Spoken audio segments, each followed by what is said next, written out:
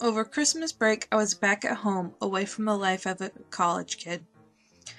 It was all a little strange coming back after being on my own for a whole year. All of my Christmases before, I was just a kid. All of my thoughts and ideas surrounding Christmas have changed. I was the usual broke college kid like everyone jokes about, except I don't bring my laundry home and raid the kitchen cabinets. With it being Christmas, gifts were at the forefront of my mind. I knew I needed to come up with something, and hopefully cheap or even free. I carved out time in between eating gingerbread cookies and making snowmen to make myself go to the mall. I was hoping the mall would solve all of my problems. Mentally, I went through the list of who I had to get a gift for, deciding who would spend more and who I could just give some candy to. As I came out of my Christmas list fog, I watched as a Santa stood ringing a bell with the standard red bucket nearby. "Strange, isn't it?" grumbled a voice beside me. Startled, I just shrugged and snuck a look at the man beside me. He looked as if he had just gotten off of work, and was in big blue coveralls and was covered in dirt. "I always wondered why Christmas is marked up to be such a generous holiday. It's not even Christ's birthday," he scoffed, mumbling, "It's the reason for the season," and giving a little laugh.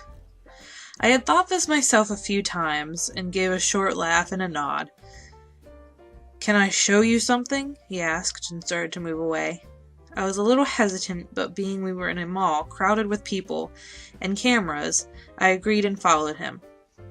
We walked through the stores and stopped at the occasional store.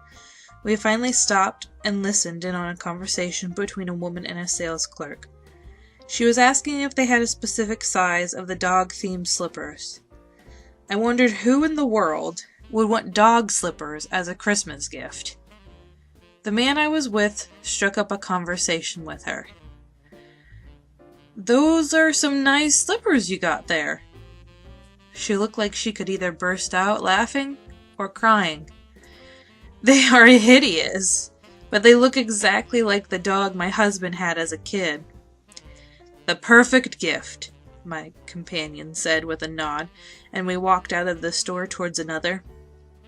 This time we stood back and listened to a young girl and her dad looking at some scarves. "I only have $5, Dad."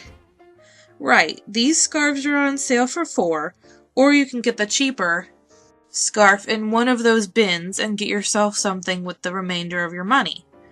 She thought about this for a second and picked up a beautiful purple butterfly scarf. "Mommy will look beautiful in this one, even without hair." "But what about the thing that you wanted?" "I want to give Mommy the very best, because she has given me so much, even when she feels too crappy." We turned away from the store, my head spinning, trying to figure out what this man wanted me to know from watching all of these people. "Sometimes we give gifts out of obligation," he said to me, trying to coax the message out.